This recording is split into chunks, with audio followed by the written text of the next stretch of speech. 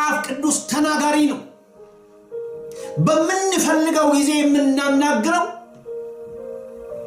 ለምንፈልገው ነገር ደግሞ ተናገር የምንለው አይደለም በጭራሽ መጽሐፍ ቅዱስ ሰማይን ገላጭ ነው መጽሐፍ ቅዱስ መስቀልን ገላጭ ነው መጽሐፍ ቅዱስ እምነት ጨማሪ ነው መጽሐፍ ቅዱስ ክርስቶስን ገላጭ ነው መጽሐፍ ቅዱስ የእግዚአብሔር ልጅ የሆነው በምድር የተወለደው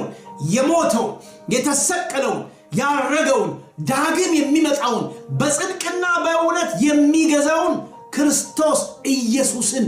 ገላጭ ነው የመንፈስ ቅዱስ ዓላማ እሱ ስለዚህ ምን ይያል ነው እምነቶቻችን በመጽሐፍ ቅዱስ ስንፈትሻቸው ምን ይመስላል የት ነው ያለው